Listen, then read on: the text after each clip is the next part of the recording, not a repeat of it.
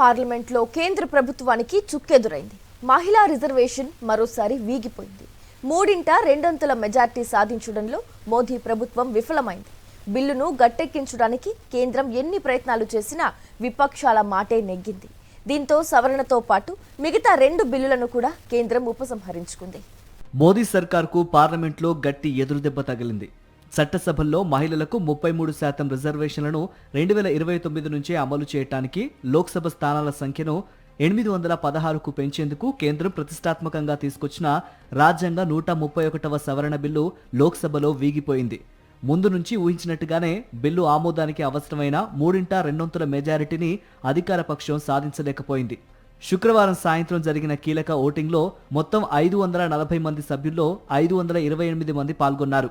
Bill ఆమోదానికి 352 ఓట్లు అవసరం కాగా 298 మంది మాత్రమే అనుకూలంగా ఓటేశారు.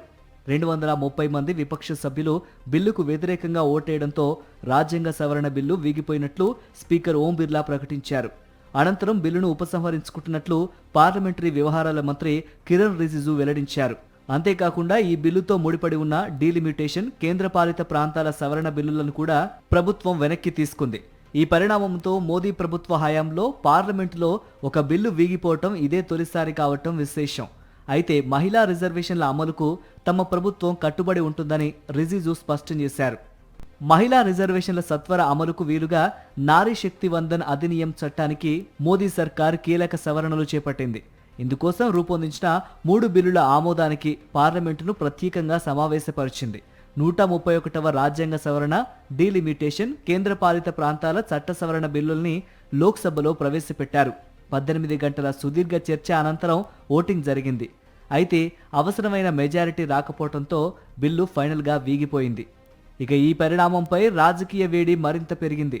కాంగ్రెస్, టీఎంసీ, డీఎంకే, సమాజ్వాదీ పార్టీలు మహిళా వ్యతిరేక వైఖరి ప్రదర్శించాయని కేంద్ర మంత్రులు, బీజేపీ నేతలు విమర్శించగా, మహిళా బిల్లు ముసుగులో నియోజకవర్గాల పునర్విభజనకు కేంద్రం కుట్ర చేసిందని విపక్షాలు ఆరోపించాయి.